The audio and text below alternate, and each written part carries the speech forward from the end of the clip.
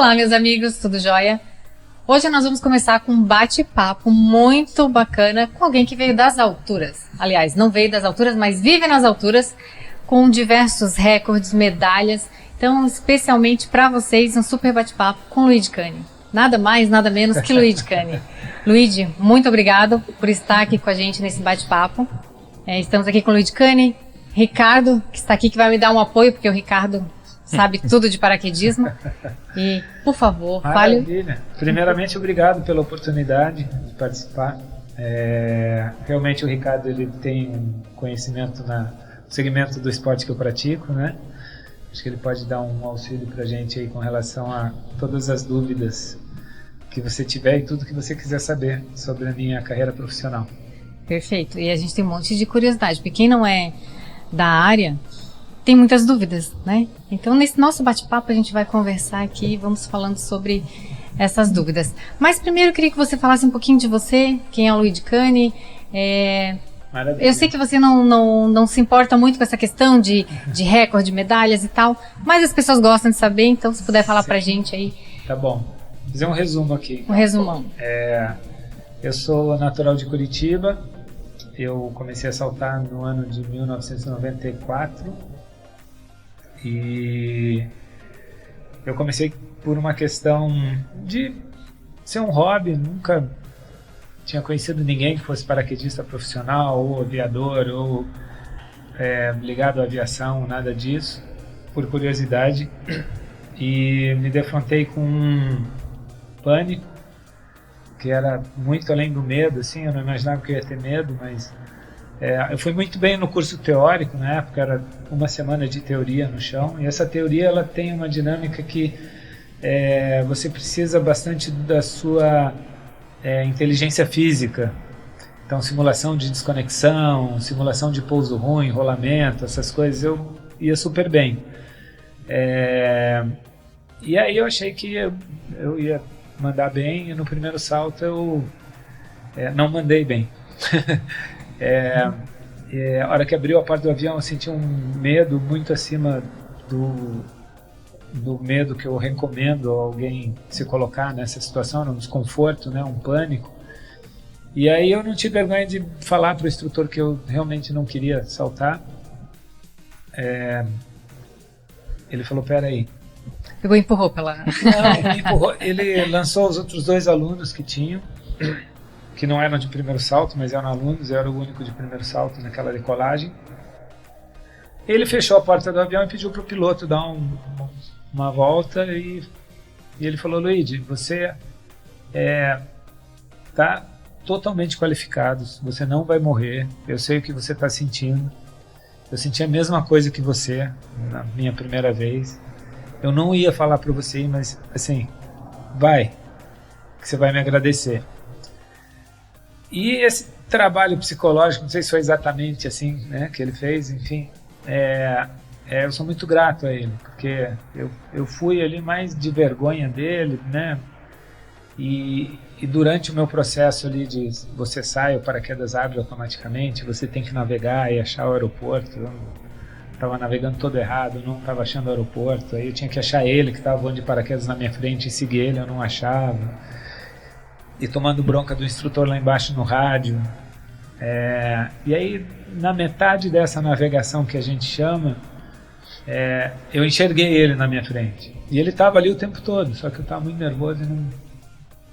E aí eu comecei a seguir ele, e o que o instrutor me falava no rádio fazia sentido. E através de mesmo naquela época, um trabalho muito profissional do Pedro Ilu e do Gilvandro Fischer, que foram meus instrutores. Duas lendas, né? Eu pousei bem. E eu não só pousei bem, como eu pousei em pé e no alvo, no primeiro salto, que é uma coisa praticamente impossível. Então, eu fui de uma situação do maior pânico, de achar que eu não tinha condição nenhuma de estar fazendo aquilo, que eu não tinha controle emocional, por uma sensação de, pousei no alvo, em pé, e tá todo mundo aplaudindo, assim, como assim? Aham. Então, que todo mundo fala do paraquedismo, que você é viciado em adrenalina, você gosta de velocidade, você é... Não. É a conquista. Então, para mim, é uma coisa interna muito maior do que esses elementos que são divertidos, né? Adrenalina, é legal, claro que eu gosto. Eu gosto da velocidade, gosto. Mas não é isso que me move, não foi isso que me moveu. Era para fazer um salto por mês, né? Eu calculei lá dentro do meu orçamento, eu falei, fazer um salto por mês que vai tirar o meu estresse do trabalho do escritório e tal. Então, naquele primeiro final de semana, eu fiz 11 saltos. Então, pousava, aí eu virava um corajoso. Não, quero ir de novo. Aí, aquele processo. Quer mesmo? Quero. Aí, equipava, entrava no avião. E eu acho que eles viram um brilho no meu olho, uma coisa tão importante para mim, uma coisa que me conectou tanto com um medo, com uma coisa que eu precisava vencer aquele desconforto, aquele medo. O medo, ele não é uma coisa legal de você sentir. Principalmente medo de morrer em condições verdadeiras, né? Que você se depara com aquilo e você realmente vê aquilo acontecendo. É um estresse, é um desconforto, é muito ruim. E a maioria das pessoas, elas evitam sentir aquilo, porque realmente não é bom. Então eu fui...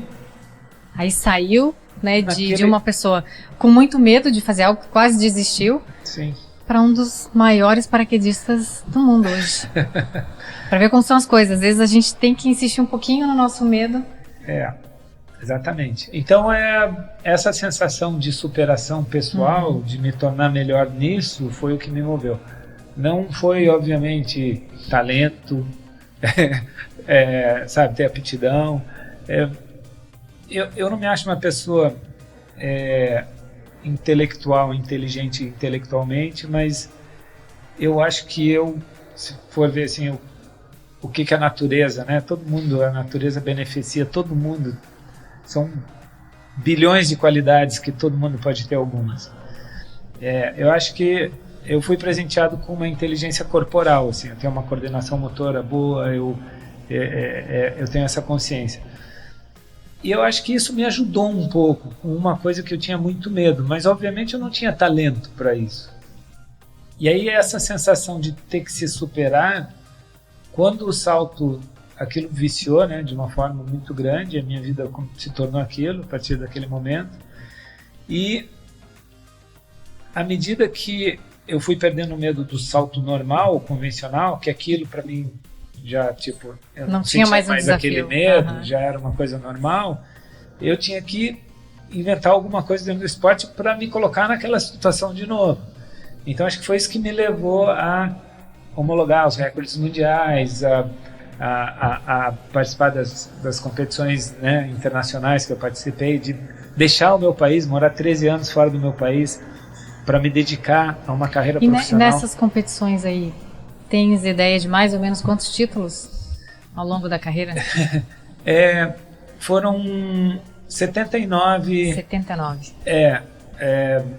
Colocações, né, dentre medalhas e troféus no circuito mundial, ou seja, desde que eu me tornei profissional, competindo com os melhores do mundo, 79 vezes eu subi no pódio, ou fui medalha de bronze ou de prata, ou, né,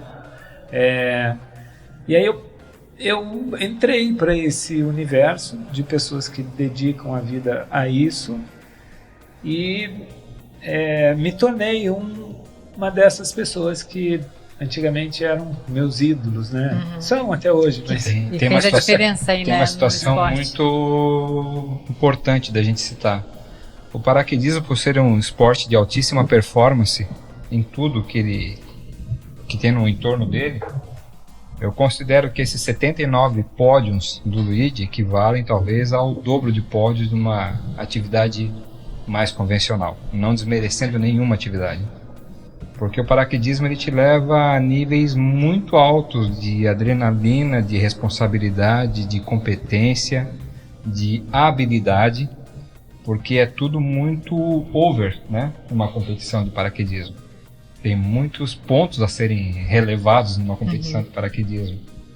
Além da pressão da própria cobrança pessoal, existe um entorno ali com você, de outros atletas de altíssima performance também, né, Luigi? E que afloram isso, né? Então é uma competição que ela vai além de considerar um pódio, né? Aquilo vale uma série de sensações. Eu trouxe do paraquedismo para mim muita coisa positiva para minha vida. O paraquedismo me ensinou muita coisa, né? O paraquedismo eu comecei nele estimulado pelo saudoso Circo Aéreo Onyx Jeans, do Carlos Zedo, que era baseado aqui em Joinville. Eu ia ver aquelas demonstrações, eu ficava apaixonado vendo o pessoal saltar. Eu adorava ver acrobacia aérea, amava ouvir o ronco dos aviões, mas quando chegava a vez do paraquedismo, aquilo me enchia os olhos e falava assim, puta, eu preciso um dia desses estar lá naquela posição. E eu ia para o aeroporto, de casa para o aeroporto, às vezes ou de ônibus ou de bicicleta, levava minha mochilinha com um lanche, sentava lá e ficava olhando aquilo acontecer. E isso foi um processo até rápido, do ponto de admiração ao ponto de execução. Eu também comecei a saltar em 94. Meu primeiro salto foi dia 27 de agosto de 94, às 13h05 da tarde. Eu não esqueço nunca. E não esqueço nem da sensação da abertura da porta, né? Então, essa deve ser, eu acho que a primeira vez que abriu aquela porta, você olha lá para baixo, é agora, tem que me jogar. E esse paraquedas tem que funcionar, ele tem que abrir, né? Então, e a minha frustração foi assim, foi de naquele dia do meu primeiro salto, eu não ter ninguém da minha família me acompanhando e vendo eu passar por aquele momento que para mim era um momento muito, muito importante. Era um momento de um redescobrimento. O paraquedismo ele tem esse gatilho, né? Não tem ninguém da família porque a gente vai escondido, né? Era uma coisa que eu ia te perguntar. Na época lá que você começou a saltar, que era um esporte pouquíssimo difundido, e tem aquele mito, né? Paraquedismo é esporte, não que seja mito, que é real, né? Que é um esporte de alto risco. E a tua mãe, como é que ela ficava? Estatisticamente. A minha mãe... Então, foi isso que eu falei pro Pedro Ilu no primeiro salto, né? Abri o padrão e falei, cara, minha mãe tinha razão. O que eu tô fazendo aqui? Bem que ela falou. E eu pensei isso muitas vezes. Eu tava com medo, eu falava, minha mãe tá certa, o que eu tô fazendo aqui? Mas foi um processo longo, porque mesmo depois de eu ter me profissionalizado, eu morava nos Estados Unidos, e aí eu movia montanhas para fazer um projeto, e aí passava na televisão aqui, eu estava morando lá. E aí minha mãe assistia, eu recebia um monte de elogio de todo mundo. Caramba, tipo, você passou no Fantástico, foi chamada a semana inteira, que irado, você fez isso. E a minha mãe, ela me olhava e falava, filho, o que você está fazendo da sua vida, filho? Você vai morrer. Para com isso.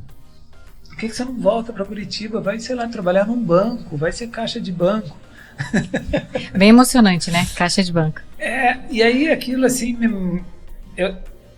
talvez machucasse mais ela do que eu, porque ela é mãe, né? E o medo, né, de acontecer alguma coisa com o filho dela, dentro do esclarecimento que ela tem com relação ao esporte,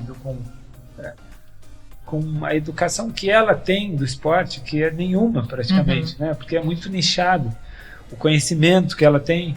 Imagina o coração dela de mãe, mas um pouquinho meu coração também ficava, sabe, esmagado, assim, de ela não reconhecer e ela não me apoiar, e ninguém da minha família apoiava, simplesmente isso, porque eu sempre estava fazendo o que tinha de mais perigoso no esporte. Por que você vai saltar com o menor paraquedas do mundo, cara? Você já salta de paraquedas, por que você tem que saltar com o menor? Né? Então era mais ou menos isso, e eu sempre, né, por que você vai saltar com o segundo protótipo de wingsuit que existe? Tipo assim, o cara que inventou morreu, por que você vai saltar com isso? Então sempre foi esse lugar assim de ser pioneiro, de vanguarda, assim, que sempre deu muito medo para todo mundo, né? Não só para minha mãe. Então é engraçado porque muito assim acontece isso comigo, as pessoas na rua falam, caramba, cara, deixa eu apertar tua mão. Você é o cara mais corajoso que eu já vi, cara, fazendo as coisas. Você é muito corajoso. E eu, cara, nem sou tão corajoso assim, mas talvez para isso eu tenha sido corajoso. O preço disso é isso que você falou de sentir medo. Eu sei o tanto de medo que eu senti, e eu acho que eu não conheço ninguém, e eu conheço muita gente que tem trabalho parecido com o meu, né, da indústria, de pessoas que não só saltam de paraquedas, mas que são pessoas que são atletas da Red Bull, que são pessoas que fazem projetos mais ou menos parecidos com as coisas que eu faço. Eu conheço todo mundo, é um nicho pequeno. Mas eu não conheço ninguém que passou mais medo do que eu. Mas é isso que faz uma pessoa ser corajosa. Não é a pessoa, eu não tenho medo e vou saltar de paraquedas. É aquela que tem muito medo e eu vou mesmo assim. Coragem é isso, é você ter medo e né, vem do coração. Coragem é uma coisa do coração. Então é um risco que você aceita, porque está conectado com o coração. Você ama aquilo. Então, quando eu fui morar no exterior por conta de querer conhecer os melhores do mundo, e eu fui para um lugar onde os melhores do mundo treinavam, na época eu cheguei lá sendo um iniciante e querendo conhecer todo mundo, e eu sou extrovertido, eu fui falar com todo mundo e rapidinho todo mundo me abraçou e eu não tinha o nível técnico deles, mas eu viajava com eles. E isso é muito raro, tá? Porque existe uma certa hierarquia na área de paraquedismo, que a gente chama os gods, né? Que são os caras com mais saltos, com mais experiência.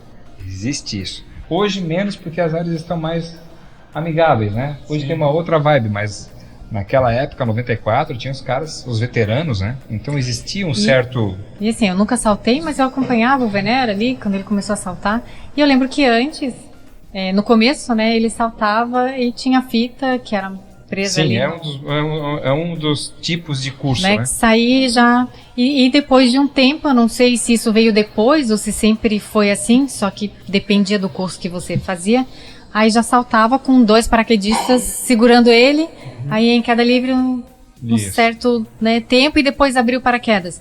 Essas duas formas, elas existiam juntas ou veio uma primeiro depois a outra? Só para eu entender aqui. Elas existem juntas até hoje. Essa primeira com a fita ela é bem menos praticada. Eu fiz o ESL.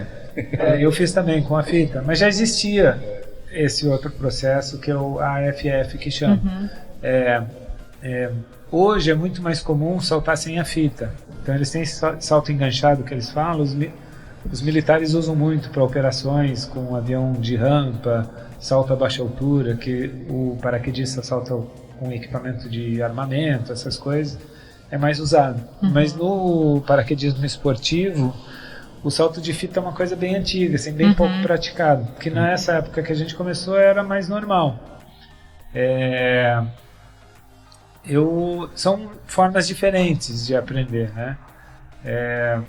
Obviamente o sem a fita, que você salta com 2 instrutores, hoje em dia tem túnel de vento, a pessoa Eu ia te perguntar também, o que você acha do túnel de vento? É válido? É muito válido. Nossa, as pessoas no túnel de vento, elas...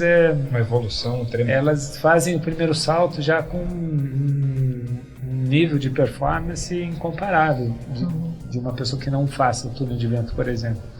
Então, hoje em dia, realmente, tem mais ferramentas, o esporte é muito mais seguro em termos de tecnologia de equipamento, em termos de técnica de ensinamento, técnica de como você evoluir dentro do esporte, com segurança, enfim. É um esporte que ele causa uma sensação em você que eu vejo, eu nunca vi em outro esporte, assim, as pessoas ficarem... Se você pegar uma pessoa que faz um salto duplo e tem uma experiência boa, porque obviamente você pode ter uma experiência ruim experimentando o esporte. Pode estar muito frio, você pode estar enjoado, pode estar congestionado, pode conseguir ficar com dor de ouvido, o tirante de perna que te prende no equipamento pode ser desajustado e te causar um desconforto, dor. Tem várias coisas que podem acontecer.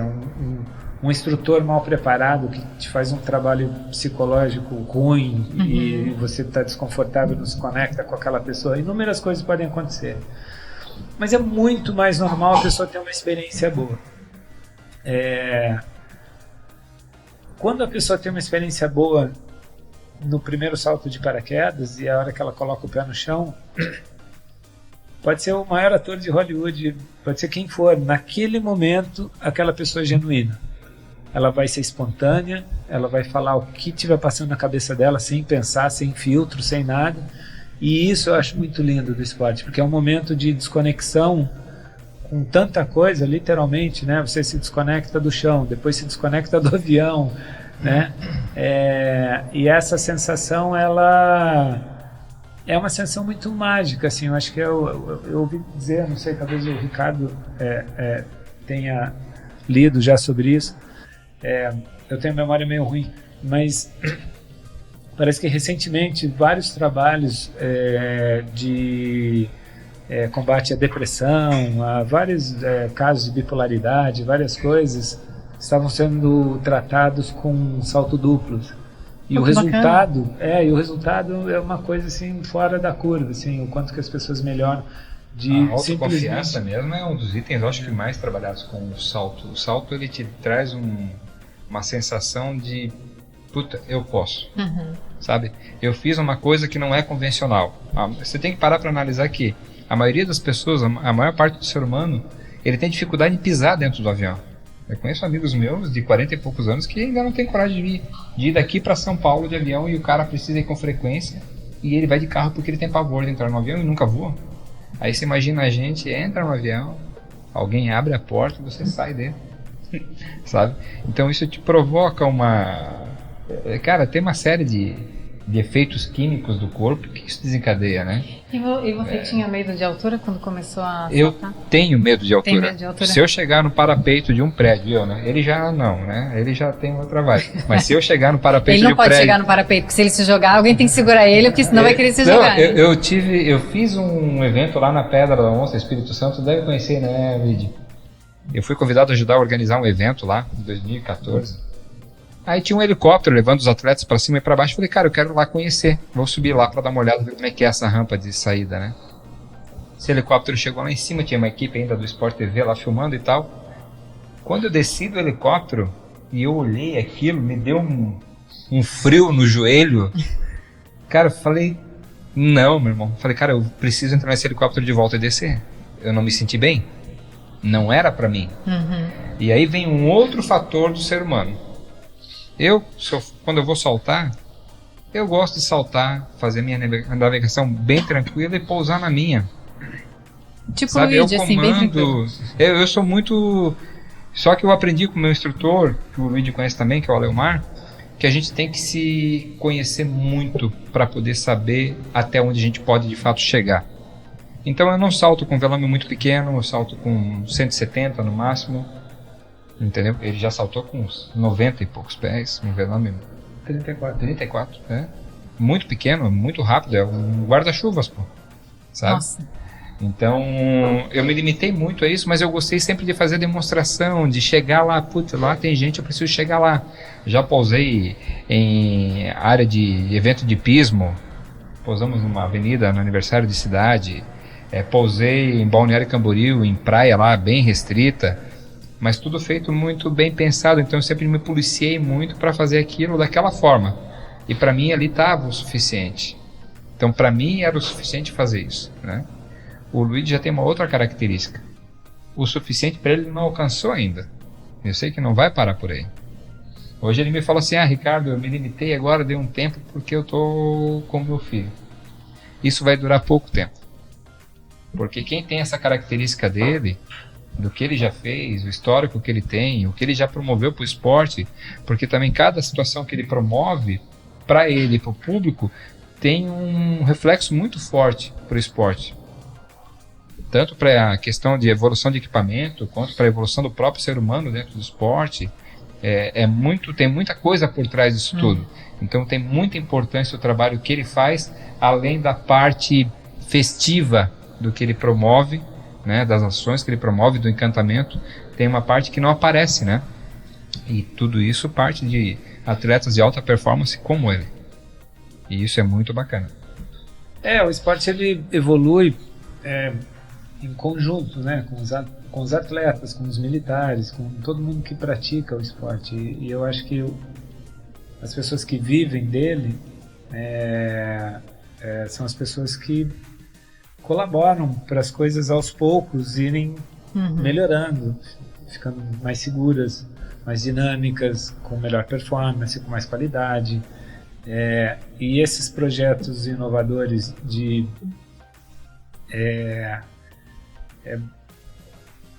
a indústria ela vai atrás disso, né, dos sonhadores. porque o impossível, ele se torna possível. Eu já vi isso acontecer inúmeras vezes desde quando eu comecei a saltar. E basicamente é isso. Isso aqui não é possível no esporte. Dali 5 anos você vê que era possível. Outro dia eu voltei aonde eu treinei mais, foi numa área de salto na Califórnia chamada Perry's Valley. Lá eu fiz 80% dos meus saltos lá, então eu tenho Tá em casa lá. O paraquedista, todo paraquedista tem uma coisa que eles chamam de home drop zone, que é, né, a sua casa de saltos, e Perry's Valley é a minha. E aí eu tava, sei lá, uns 4 anos sem aparecer lá, e outro dia eu apareci lá e o Dan BC, que é o gerente da área, a gente tava conversando, ele falou, cara, muito engraçado, lembra todas aquelas doideiras que você fazia aqui, que criava uma polêmica e todo mundo, vamos deixar, não vamos deixar e tal, e a gente deixava, a gente fazia, e virava notícia no mundo, e era maluquice aquela época. E hoje é normal. Estão fazendo. Todo mundo faz, hoje é normal, então não era maluquice. Não, e quando a gente assiste os teus vídeos de wingsuit ali próximo de rochas, passando por fendas de rocha, gente, aquilo dá um frio na barriga só de olhar. A distância, qual é a distância de segurança ali que vocês ficam? Pequena. É relativo, assim, não existe uma distância segura. Você pode passar a 1 metro de um obstáculo e tá super seguro, e você pode passar a 100 metros de um e não tá seguro. É muito relativo esse entendimento da física, da engenharia do salto, das condições meteorológicas no dia. É bem complexo, assim, mas eu tenho uma carreira profissional que eu tive, os meus as situações que poderia ter acontecido, uma fatalidade, são precisamente 4. A primeira foi no ano de 2000, no topo do Mont Blanc, que é a montanha mais alta dos Alpes, da Europa toda. E a gente teve uma falha de comunicação com o piloto com relação à direção e intensidade do vento, a temperatura era menos 40 graus negativos, era uma série de coisas bem sérias. E a gente teve muita sorte, a gente cometeu um erro lá e teve muita sorte de sobreviver, assim. Foi muita sorte, mas também muito da qualificação técnica de todo mundo se colocando numa situação errada, como que a gente conseguiu sair da situação. Estava muito relacionado a gente estar treinado, preparado e tudo isso. Então, foi um aprendizado lá. Eu tive uma outra situação no recorde mundial de velocidade em queda livre, minha viseira saiu a 500 km por hora, eu fiquei cego por um período em queda livre, tive que abrir o paraquedas sem enxergar nada, reduzir a velocidade, enfim, minha visão voltou um momento antes do pouso, quase me machuquei no pouso, mas não me machuquei. Tive uma situação de força G forte em rotação com um protótipo saltando para homologar o recorde mundial com menor paraquedas no mundo. Era previsto que isso acontecesse, tal. Eu tive um blackout ali, consegui desconectar antes, aí meio que fiquei um tempo desacordado em queda livre, estava muito alto, deu tempo de acordar, comandar o reserva, enfim. A força centrífuga é absurda. E eu tive em 2007 o último close call que a gente chama, que foi no Cristo Redentor, que eu raspei no Morro do Corcovado de wingsuit ali, não intencionalmente. E aí esse último eu fiquei 1 mês sem saltar. Eu fiquei muito abalado com isso, assim. Aí depois disso eu nunca tive problema nenhum. E eu fiz muito mais projeto de 2007 para cá, na minha carreira profissional, do que do início até 2007. Então, o que acontece? Hoje, eu me considero um veterano com bastante experiência. E quando eu iniciei, era um iniciante com muita sorte. Muita sorte. Eu não tenho mais sorte. Eu só tenho experiência. Então, esses anjos da guarda que minha mãe acendeu vela a vida inteira e tal. Então, Eles estão aposentados. Estão aposentados agora. Aí, cara, eu já me aposentei desse cara, ele tá por ele só. E é isso, eu tô por mim, só que eu nunca mais usei sorte depois de 2007. E quando aconteceu isso? A primeira vez que aconteceu ali foi em 2000, né? Que você Sim. chegou, botou o pé no chão. Qual foi a tua sensação? Pensamento, não vou mais saltar, eu tenho que saltar. Não botei o pé no chão, eu botei o pé, tá bom. Eu botei o pé na beira do Mont Blanc, 15 mil pés de altura, do lado de um crevice, e quase congelei até o resgate chegar.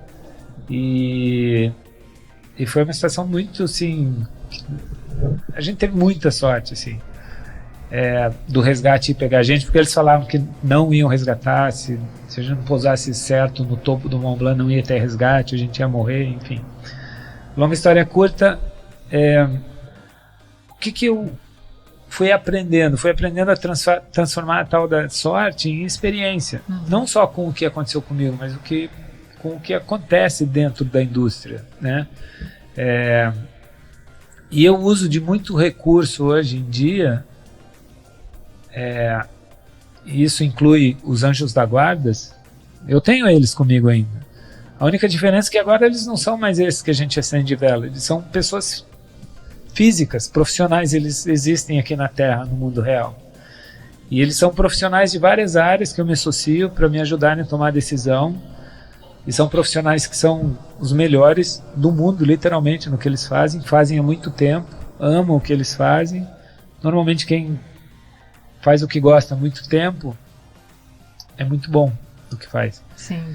E aí esses são os meus anjos da guarda, profissionais. Então antes de eu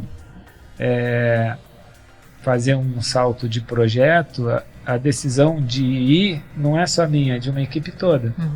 Né? A responsabilidade é de todo mundo junto. E muita gente me critica, fala que eu uso muito recurso, gasto muito dinheiro e preparo tudo muito demais e faço tudo muito glamouroso e às vezes acabo não indo. E tá tudo bem comigo, porque... Mas é que é assim também, né? Esse é o preço de muito outra risco vida. também, né? Então é uma profissão que envolve muito risco. É. Você já saltou locais muito baixos e de locais muito altos, né? Então até depois falar pra gente qual foi a menor altura e a maior altura que você já saltou. E para isso tem que ter realmente uma equipe por trás, tem que ter muita tecnologia envolvida, tanto no paraquedas quanto na roupa que você está usando ali, né? Porque às vezes não dá para ter margem de erro, né? Sim. Então tem que ser tudo muito estudado. Eu costumo falar que quando eu estou fazendo um projeto e eu estou indo para executar ele, a parte perigosa nesse dia é o caminho para a locação, que eu não estou dirigindo, alguém está dirigindo, que eu não sei se a suspensão não é do você carro, que está no controle, né? Eu não estou no controle, então... mas obviamente que existem os riscos, né? Mas eu acho que o meu histórico é bem simples, né? Eu faço isso há quase 30 anos. E sempre com essa agressividade, sempre com esses projetos inovadores, experimentais, homologando o recorde mundial. Eu crio conteúdo para mídia, eu vivo disso. A forma com que eu achei sobreviver dentro desse esporte é através do audiovisual. Se não existisse o audiovisual, eu não teria ido por tanto tempo. Então eu tenho essa responsabilidade de fazer uma coisa sempre mais extraordinária que a outra. E isso vai aumentando o risco. Como que você gerencia esse risco? Então existe uma ciência para você fazer isso. E ela é provada porque eu estou vivo. Eu tenho mais de 14 mil saltos e eu nunca quebrei uma unha saltando de paraquedas, né? E eu já me machuquei de várias outras formas, em outras situações aqui no chão. E inclusive poderia ter morrido já aqui no chão também, já atropelado, uma vez quase fui atropelado, enfim. Todo mundo tem as suas histórias. Mas eu acho que estatisticamente eu estou provando que é possível você fazer de uma forma segura, de uma forma minuciosa, de uma forma profissional, de uma forma controlada. e eu pretendo terminar minha carreira profissional mostrando isso dessa forma. Eu acho que se acontecer alguma coisa comigo saltando, vai ser uma fatalidade. Poderia acontecer comigo no caminho para cá, certo, de carro, e alguém varar um sinal fechado e eu morrer no acidente de carro. Eu acho que eu tô nesse grupo de risco agora, porque se todo mundo soubesse o que tem por trás em termos de preparação física, psicológica, técnica, treino, testes, equipe, para aquilo acontecer, todo mundo ia falar, mas também assim até eu faria. E exatamente assim, qualquer um é capaz de fazer, qualquer um faria. Mas para se colocar nas situações que eu me coloquei para estar na posição que estou agora, só amando e só estando lá no coração. Fazendo uma retrospectiva aqui, quando eu cheguei lá nos Estados Unidos para conhecer os meus ídolos, que eu me senti acolhido por eles, por que eles me acolheram? Porque eles viram que era genuíno, que aquilo era a coisa mais importante do mundo para mim, que eu estava fascinado com aquilo. E isso contagia as pessoas. Ninguém deixa de dar oportunidade para alguém que você consegue ver um nível de conexão tão grande com uma coisa que a pessoa quer fazer. Isso é o que move o mundo. Esse amor, é uma forma de amor isso. E hoje o Luigi é nosso ídolo, né, Ricardo? Parceiro, é bacana ver a evolução do Luigi. Eu conheço o Luigi de muito tempo, né? Tive outras passagens com o Luigi enquanto embaixador da Audi, marca que eu também representei, é uma parceira de longa data. Ela foi muito feliz porque o Luigi fez alguns projetos fantásticos junto a essa marca. Uma coisa que eu sempre admirei muito é como ele trata as marcas parceiras. Tem muito valor da responsabilidade que ele tem, carregando a marca no ombro, no peito, no equipamento. Você está falando de uma marca aí, no caso da Audi, por exemplo, uma marca de mais de 100 anos de história, então você não pode brincar carregando essa marca com você. Isso é uma coisa que ele sempre fez muito bem e sempre fez muita entrega. E não se vê isso com muita frequência no esporte, ainda mais um esporte de alta performance e de risco como o paraquedismo. Porque o Luigi, na verdade, o paraquedismo, né, é um esporte de risco, ok, tal.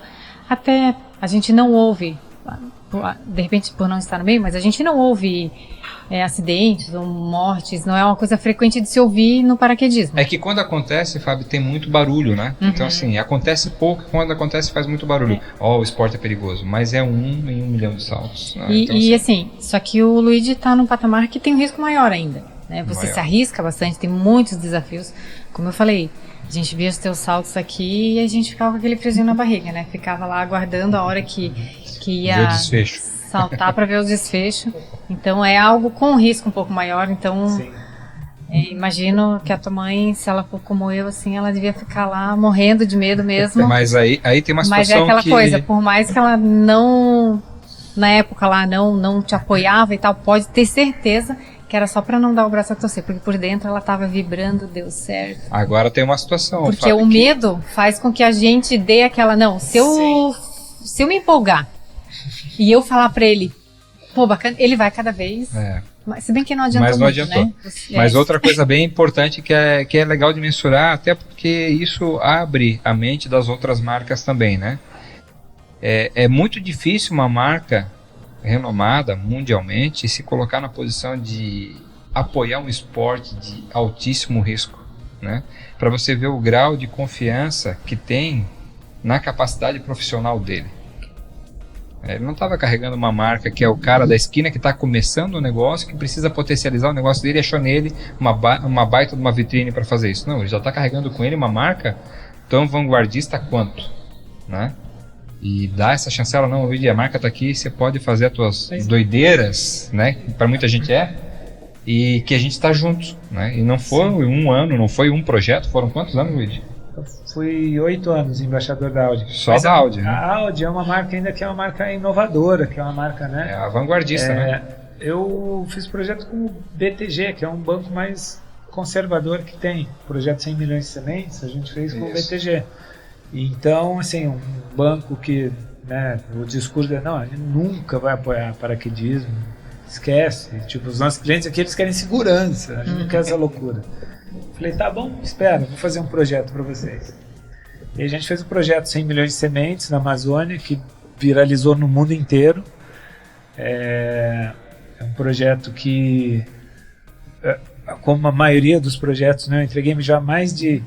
Eu estava numa reunião agora, ele tem razão. Semana passada eu fiz uma reunião em São Paulo para um projeto grande. E uma das formas com que eu me vendi nessa reunião com o CEO de uma empresa muito grande aqui no Brasil, a gente estava falando sobre, né, porque esse projeto vai para o Domingão com o Hulk. Eu falei, espera, esse projeto está muito além disso, né? Eu entreguei mais de 100 VTs na Rede Globo, entre Fantástico, Domingão, Esporte Espetacular, Caldeirão, mais de 100, para ser modesto. Eu entrego pronto, editado.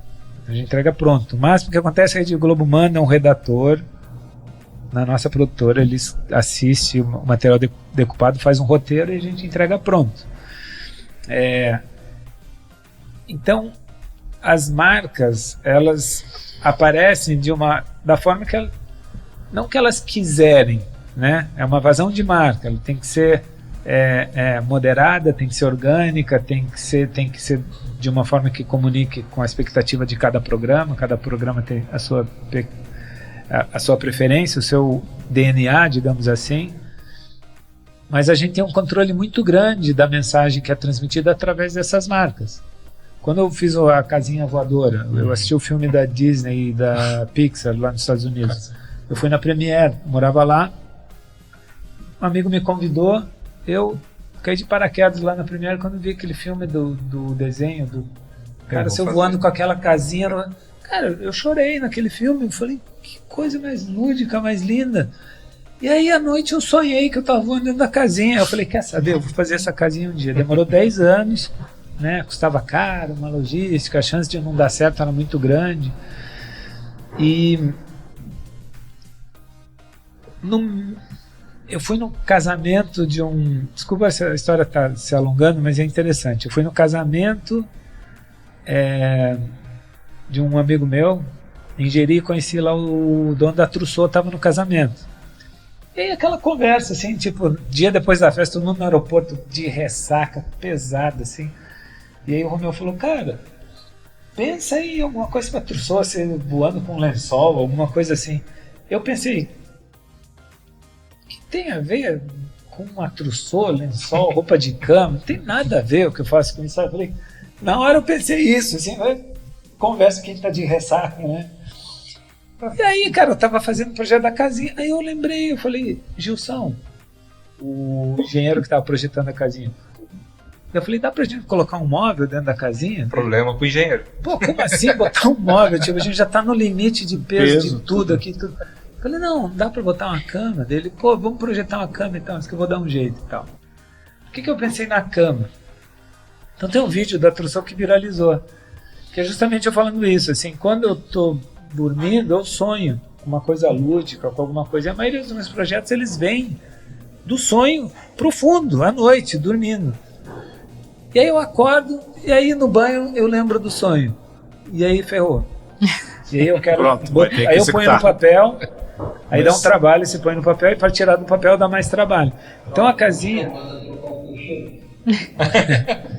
Então a casinha voadora, o que acontece? Eu dormindo eu sonho uma coisa lúdica e acordado eu trabalho para fazer isso acontecer. Sair então, do sonho e pro papel e do papel para a realidade. E aí quando o engenheiro da casinha falou, cara, tá bom, você pode pôr um móvel só dentro da casinha por conta de limitação de peso, tamanho. Na hora, uma cama. Porque é na cama que tudo começa. Na cama eu sonho e acordado. E aí, cara, quanto que vale a mensagem dessa para a cama deles voando na casinha com bexiga de gazelle e esse discurso orgânico, natural, genuíno, que é uma coisa. Então é esse tipo de relação que a gente consegue fazer com as marcas que ele está falando, com a Audi. Tem inúmeros casos como esse ao longo de 8 anos de relacionamento E todas as marcas que eu me relaciono, né, que são muitas ao longo desses 20 anos aí de projetos de mídia. Poxa, muito bacana. Então vamos, já que a gente está falando de mídia e tal, e você aceitou recentemente ser embaixador de um evento aqui na nossa cidade. Não, e tem o detalhe, a ideia de chamar o Luigi coincidentemente saiu depois de ficar uma noite em claro, pensando como é que a gente ia fazer esse evento ser ativado. Mas é que tu sonhou com isso e tava copiando a ideia do Não, Luigi. cara, eu fiquei acordado porque, assim, sempre que eu tô com um projeto grande também pra ser executado, o Luigi ainda consegue dormir, eu já não consigo. Eu fico numa pilha e as ideias vêm vindo e eu vou pro telefone e anoto, para não esquecer. No dia seguinte, entrei em contato com o Luigi, né, a gente conversou rapidamente e o convite foi aceito de imediato. Aí um outro dia ele falou assim: Ricardo, mas o que você acha que tem fit? Eu falei, cara, tudo que você faz tem fit com o evento, né? Porque você vive o outdoor de uma maneira exponencial o tempo todo. O que ele faz é outdoor na maneira mais profunda de falar, digamos assim. Eu falei, então qualquer projeto seu bem desenhado, como todos são, cabem dentro desse projeto. Mas eu até apontei do projeto de 100 milhões de sementes, inclusive ele ganhou um prêmio na Europa por causa desse projeto, que é um projeto que me chamou muita atenção também. Eu acompanhei bastante esse projeto. Falei, é um projeto que tem muito a ver com a nossa região, né? A gente conversou, a gente foi briefando sobre isso. Mas o convite foi aceito logo na primeira conversa e foi muito legal, e era para ser, né? Então, até aproveito para agradecer por ter sido tão rápido e está tão engajado conosco nessa tocada aí. É legal. Eu sou muito conectado com a região, né? Eu sou natural de Curitiba. Logo no início da minha carreira, não, né? No início dos saltos, acho que o primeiro bug, que é esse encontro de paraquedistas que eu participei, foi aqui em Joinville, que foi um bug do circo aéreo. E aí eu lembro de eu voltando para Curitiba de carro, muito feliz, sabe, de ter feito os saltos aqui, aquela sensação que dá vontade de voltar o tempo pra gente sentir de novo, né, que aquela inocência, né, aquela ingenuidade, aquela que a gente não sente mais. Você pode saltar da lua, você não vai sentir daquele jeito. Então eu tenho essa conexão, essa gratidão por ser próximo da região, ter começado a saltar em Curitiba, ser do Clube Albatroz, ter essa conexão através do circo aéreo, ter participado do bug aqui em Joinville, ter e aí eu fui para o mundo, né? Então eu fiquei muito distante de tudo isso. E agora ter esse evento aqui em Joinville e eu poder participar e agregar de alguma forma é muito legal, é muito prazeroso. Pra gente também, muito especial aí ter você aqui. E dentre tantas marcas grandes que você já foi embaixador e foi patrocinado por elas, aceitar esse convite de estar aqui numa feira, né, de turismo, e principalmente essa parte de turismo, de aventura, essa parte da aventura que está um boom aí no Brasil, aqui em Santa Catarina. Que legal. Muitos esportes de aventura. Acho que depois da pandemia, né, as pessoas abriram um pouco mais os olhos, né, para a experiência, para o viver, né? Foi um gatilho, né? Sim. E espero poder colaborar amanhã não, dia 20... Dia 17. Dia 17. A sua palestra lá. Dia 17 com a palestra, passando uma mensagem que seja inspiradora e seja... que tenha uma troca, né? Acho que sempre que a gente tem a oportunidade de falar, de se comunicar, não é só o que a gente fala, né? Na realidade é uma troca de experiências, né? Que você também tem esse retorno, né? Do público, do que está acontecendo, porque se você está passando uma mensagem que está conectando com as pessoas, você se conecta e vira uma parada que todo mundo tem um aprendizado, né? Que muitas vezes pode ser um aprendizado duradouro, porque uma mensagem bem dada é tipo aquilo que a gente tem assim, meu avô costumava dizer que quem cedo madruga, fica não sei o quê. Sempre. Então, não precisa ser o avô ou o pai, eu acho que ao longo da vida a gente tem essas experiências com pessoas que te tocam dessa forma. E o objetivo da palestra é esse, causar essa reflexão nas pessoas e que elas tenham essa reflexão por muito tempo, para que isso ative atitudes que elas, né? Que repliquem isso também, né? Porque o mais importante da mensagem é quando ela é replicada, né? É isso que a gente falou, de uma frase que o avô falava, que você passa para o teu filho vai ficar com aquilo, ele vai passar para o filho dele, e isso perpetua. E eu acredito que o recado que vai ser dado, já tendo uma ideia do que o Luigi vai apresentar, vai ser algo muito forte e muito incisivo para esse projeto que está iniciando, que é o OCC Outdoor Expo, e ter ele nessa primeira edição já de cara, né, engrandecer o projeto, Luigi, assim como a entrada do governo do estado, com a participação dos outros apoiadores aí. Eu acho que vai ser um momento muito digno para todo mundo, e a gente começa num boom já, né? E esse momento da palestra é um momento que eu que já assisti palestra dele em eventos com a Força Aérea Brasileira e tal, sempre estou ansioso para ver mais uma, né? Porque tem tanta história para ser contada e tantas vertentes para serem apontadas, que cada palestra, de fato, eu trago alguma coisa muito útil para a minha vida. Eu acredito que todo mundo que for participar desse momento vai ter essa mesma impressão que eu tenho e já vivi. Legal. Bom, já que falou em Força Aérea, aproveitar, né, já que eu sou militar, e um dos pontos fortes ali da biografia do Luigi Cani é ter treinado forças especiais, né? Sim. E aí, como foi treinar uma das forças de elite, né, do mundo mais relevantes aí? Foi o Navy SEALs, né? Famosa aí, todo mundo sabe, né, a atuação deles.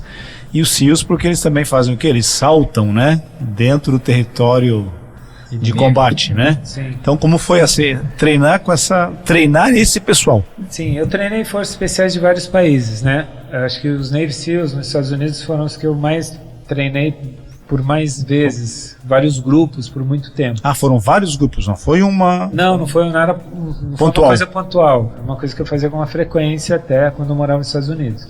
Eu já treinei forças especiais da Inglaterra, o Red Devils, é o nome deles. No Canadá, Skyhawks.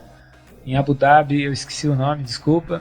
Estados Unidos, Navy SEALs, também treinei com o Special Air Force, que é um grupo lá também bem preparado. Cara, o mais curioso para mim, assim, era... as turmas eram, sei lá, de 10 a 20 pessoas, e os meus treinamentos, eles são seguidos de 5 saltos durante um dia, com interrupções para assistir os vídeos desses saltos, e briefings e debriefings. Então, era normal ficar assim, 1 hora dentro de uma sala, passando técnica, teoria, com esses profissionais.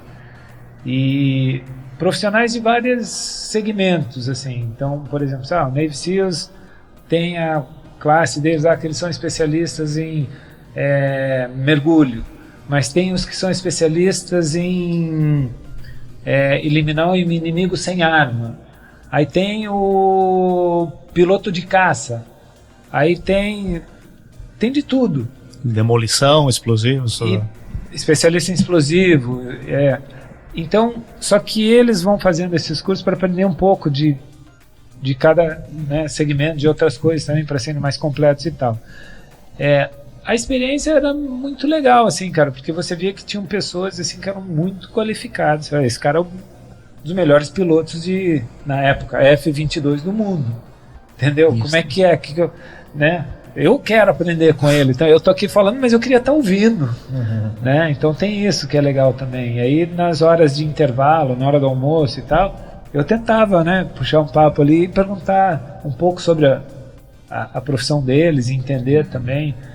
Era muito difícil também para eu entender, assim, esse lance de guerra, né? Porque que as pessoas vão a combate e tal. E eu acho que o que eu mais perguntava era isso. E a resposta sempre era a mesma, assim, eu achei, cara, porque como que pessoas tão inteligentes, né, tão dedicadas, conseguem se colocar numa situação de, tipo, ir lá para guerrear, para matar o inimigo, por que ele é inimigo, sabe?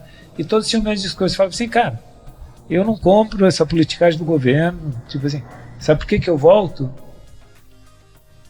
Para porque eu tenho medo que meus amigos vão e eles vão morrer sem. E a gente se sente que a gente um protege o outro. Então, igual me protegendo, eu sinto a responsabilidade de estar lá para proteger o outro, e se eu não for, aí o meu amigo morrer, eu vou ficar mal e tal. Isso era o que eu mais ouvia. Isso era o que eu mais ouvia. Que no fundo é o quê? É o amor, é a compaixão pelo cara da sua equipe, pela pessoa que eu conheço, eu quero estar lá para proteger ela e tal. Dessa equipe de elite, assim, a razão pela qual eu mais ouvia por que eles eram aquilo, eles continuavam fazendo aquilo, essa era a motivação deles, era o propósito deles. Não era eliminar o inimigo, mas era proteger o time deles. Pô, que interessante. Isso foi o que eu aprendi de mais legal com eles, assim. Mas era um grupo muito curioso, assim, né, eu lembro de estar na sala uma vez e só tinha cara, eu sou pequeno, né, só casca grossa, muito grande, assim. Eu falava, caramba, cara, parecia que ia explodir a sala de tanta testosterona que tinha ali, sabe, cara? Só brutamonte, os caras muito... Eu falava, jamais ia querer estar guerreando com esses caras aí. É interessante, né? Um civil, né? Indo treinar forças especiais. É porque o que acontece? Eu me coloquei nessa situação por conta das performances com paraquedas de alta velocidade. E aí eu acabei homologando o recorde mundial de pouso com menor paraquedas do mundo também, que no nicho assim, foi uma coisa que chamou muito a atenção. Então, o interesse deles no treinamento comigo e com outros profissionais também, eu tinha um time na época, nós 4 treinávamos os Navy SEALs. A gente tinha acesso a uma tecnologia e técnica de voo que os militares não têm. Né? O esporte ele é muito mais desenvolvido na parte de performance. O militar é muito mais desenvolvido em carga grande, salto alto com oxigênio. Eu lembro que uma vez a gente foi saltar com bandeirantes aqui em Joinville, aí os caras conversando, eles fazendo briefing, não, é 1.731 pés.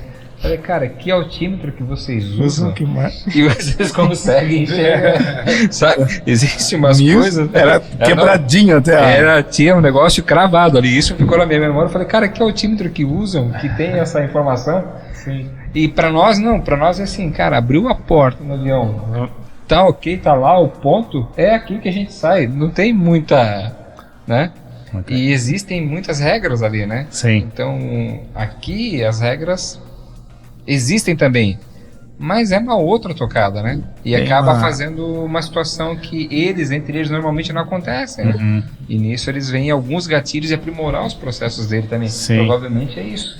Não, é que, por exemplo, se a gente quiser fazer, vou dar um exemplo, com a tragédia do Rio Grande do Sul, se a gente quiser ir lá jogar equipamento de avião, saltar, nós esportistas, a gente não tem esse know-how, a gente ia pedir ajuda para os militares. Sim. Então é a mesma coisa, a parte esportiva do paraquedismo é muito mais envolvida com os civis do que com os militares. Então, os militares, eles buscam os atletas de alta performance para aprimorar eles dentro desse segmento. Isso acontece também no caso da arte marcial. Arte marcial, tiro também. Imagina.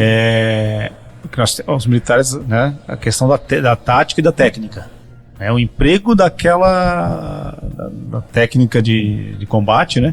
E o tiro teria a especificidade, né? A técnica de tiro exatamente para ter uma melhor performance. Aí pega aquela performance aprimorada que se aprimora muito mais rapidamente no mundo civil, né? E leva para dentro das corporações, sejam militares, sejam policiais, né? E aí junta lá com as técnicas e táticas de combate. Então você tira a melhor técnica de emprego da arma de fogo e joga numa técnica de combate, tática de combate, para ter a melhor performance de todo esse conjunto. A gente fazia também alguns cursos com civis, né? Tinha lá os cursos com civil de tiro. É claro que depois vão se tendo os instrutores nossos que acabam virando especialistas, né?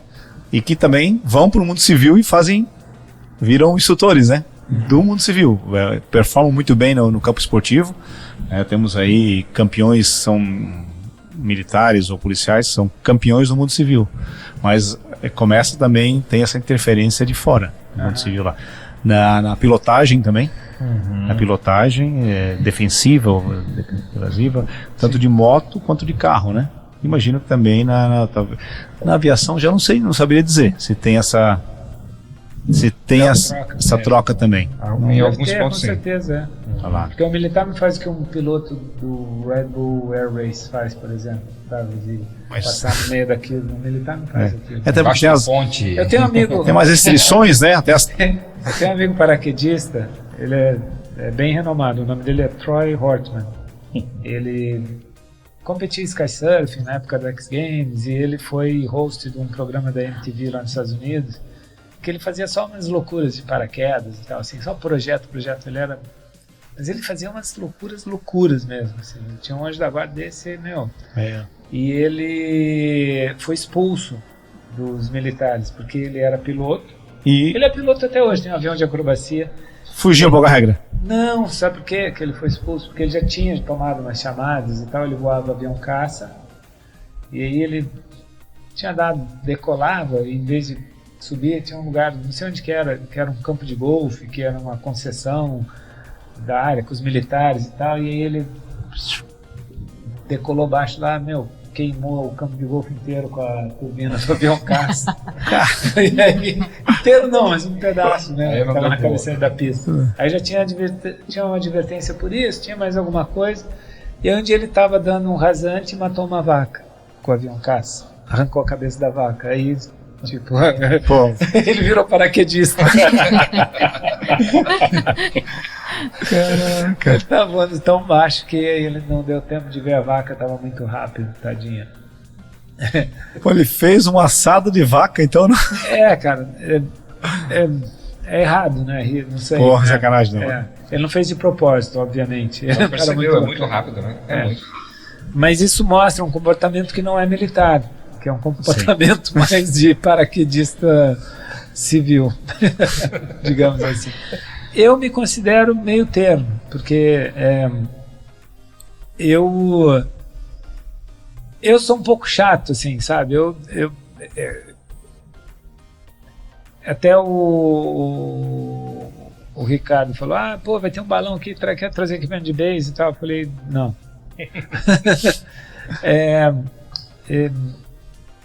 Eu gosto de separar bem as coisas, assim, e tá focado. E hoje em dia o esporte, para mim, é raro eu saltar, é puro hobby. Para mim virou uma profissão. E as pessoas falam, você não vai nada de saltar e tal. Cara, eu fiz tanto disso já, e eu gosto de fazer projeto e tal, sente falta muito pouco. Eu prefiro usar o meu tempo para aprender uma coisa nova. Então, hoje, por exemplo, se eu tenho um tempo, eu prefiro ir velejar de kite do que saltar de paraquedas. É tão emocionante quando você... Não é tão, mas eu prefiro, porque eu aprendo mais no kite. Se eu for fazer um salto de lazer no paraquedismo, eu não vou ter muito o que aprender, assim. Mas você pode ensinar alguém, você pode proporcionar.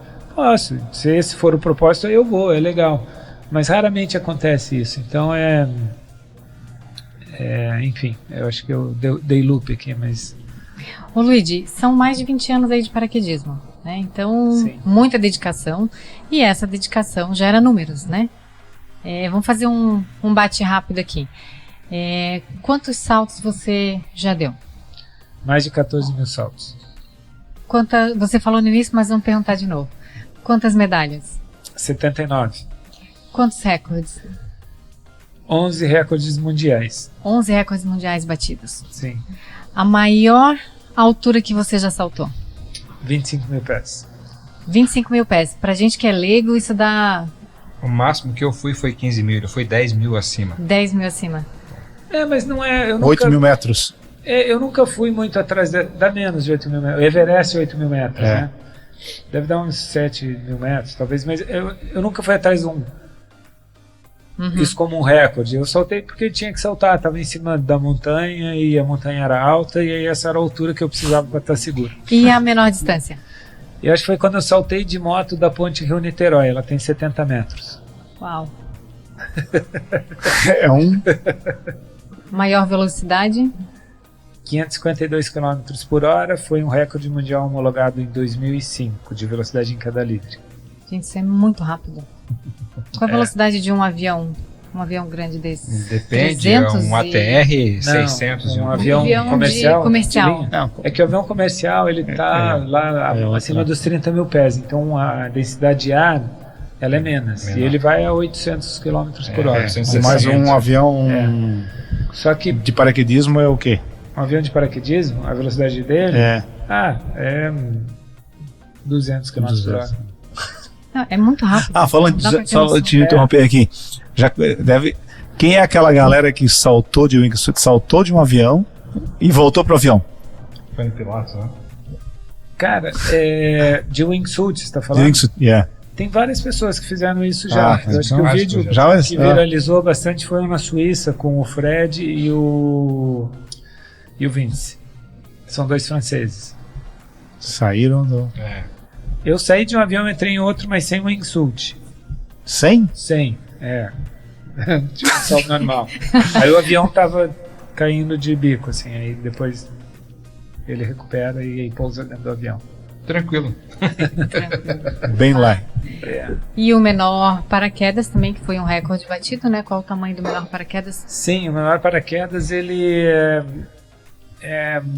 talvez a área dele, se você for medir, é menor do que essa mesa. Ele dá uma canga de praia e meia, tem 3,1 metros quadrados. Recapitulando, 552 km por hora, você falou, como é que é isso? Onde você tem exposição de pele, ela quase queima. Na hora que você chega no chão, você está vermelho. Que no meu caso era pescoço, pé e mão, que eu só estava descalço. Porque eu comecei a perder os tênis em treino, por conta da velocidade. Aí eu falei, quer saber, eu vou descalço. Então, não chega a machucar, mas no começo incomoda, sabe? Alguns saltos eu abortava, assim, chegava bem irritado, bem vermelho, assim. E aí, como eu fiz 1000 saltos só disso, eu decidi homologar o recorde mundial de velocidade em queda livre no ano de 2000. Era de um inglês chamado Mike Brook. E aí eu comecei a treinar, fiz 200 saltos, chamei o juiz lá da USPA para eu fazer a homologação, e você salta com os mini computadores e tal, e aí eu não consegui. Aí eu falei, vou tentar o ano que vem de novo, fiz mais 200 saltos de treino, chamei e não consegui, porque eu conseguia chegar perto da marca dele, e aí eu pensava assim, quando eu chamar o juiz no dia, a minha performance melhora, mas ficava igual. E aí no 5º ano, um amigo meu falou, cara, você não vai desistir disso não, cara, olha o teu tamanho, pô, o Mike, ele tem 1,90 m, pesa 100 quilos, cara, tipo, você, né, era uma categoria que você pode saltar com peso. Daí eu falei, não, mas estou usando peso. Ele falou, mas ele usa peso também, cara, então se ele tem 100, ele passa para ele. Eu falei, cara, mas eu peso 65, e o meu exit weight, a saída, né, eu botava tanto peso, eu soltava pesando 115. Quase o dobro. Ele falou, cara, ele pesa 100, com equipamento ele pesa 120. Ele põe mais 20 quilos, 10 quilos, ele foi para 130. Vai sim, mas... Para você colocar 130, você tem que botar outro de você. O cara tá botando 10% dele, 5% dele. E aí, longa história curta, esse amigo meu falou, cara, pega tudo tua Austrália, teus vídeos, tudo. Eu consegui uma consultoria com você na NASA, engenheiro de aerodinâmica espacial lá na NASA. Eu vou te levar lá pro cara, te falar uma coisa, ou você desiste desse negócio, porque eu não aguento mais ver você sofrendo aí. E era um risco danado.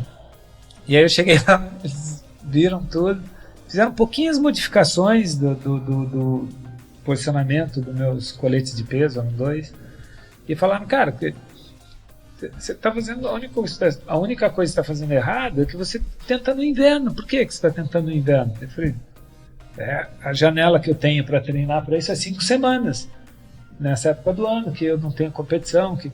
Eles falaram, cara, não treina mais, não muda nada.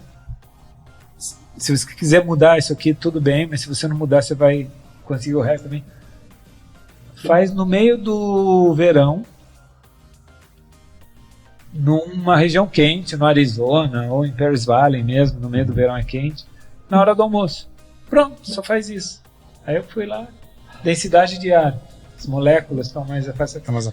Porque como você não pode, que é o que você falou do avião, quando o avião está lá 40 mil pés, a densidade do ar lá quase não tem. Então, por isso que ele consegue ir tão rápido. Sem contar também da tecnologia, turbina, aerodinâmica, tudo isso. Mas ele vai muito rápido, gastando pouco combustível. Aqui embaixo, como a limitação era 13 mil pés, todo mundo salta na mesma condição atmosférica. Conforme a época do ano, essa condição atmosférica favorece ou não favorece. No frio, ela desfavorece, porque o ar fica denso. Então, no meio do verão, com as moléculas de ar mais afastadas, aí o recorde era 525, e eu chegava nos 513, não foi o mais perto que eu cheguei. Aí no primeiro salto foi a 552 no verão. 552. Tava bem treinado, o treinamento serviu. Serviu. Era a época errada. E Luigi, teus planos para o futuro no paraquedismo? Tem algum projeto, alguma coisa aí que você pode dar algum spoiler aqui pra gente? Tem alguns projetos, eu não vou dar de tudo, assim, tem um mega projeto que é tipo o projeto de vida. Provavelmente depois desse eu acho que eu paro de fazer projeto e vou tentar usar. Acho que muito do paraquedismo, como eu te falei, não me considero uma pessoa talentosa, foi mais essa parte assim de resiliência e da necessidade de você ter ideias e trazer esse lúdico e sonhar e tal. E aí eu acho que vai ser um momento de eu tentar usar essa criatividade para alguma outra coisa, né? Que acho que tem um prazo, né? O sonho não tem prazo de validade, mas a gente tem, né? A parte física e tudo mais. Projetos que eu posso falar que eu estou focando agora. A versão 2.0 que a gente chama do 100 milhões de sementes, que a gente fez, que foi muito legal, que está relacionado a causas de ajudar o meio ambiente. Tem um projeto chamado Plastic Out, que a gente está relacionando o ar com causas de plástico no mar, que é bem interessante. Esse projeto deve ser o próximo que eu vou fazer. Tem um projeto doido aí que é uma homenagem ao Santos Dumont, que envolve o 14 bis voando a grande altitude, que é bem legal também, que eu gostaria muito de fazer esse. E basicamente é isso. Aí tem esse mega projeto aí que eu acho que eu vou dar uma deixa de um slide no final da palestra, no dia do evento. Opa! Mas eu não quero falar muito desse projeto porque é o projeto de vida, assim. Então, né, deixar para divulgar ele a hora que tiver vendido. Perfeito. É isso mesmo.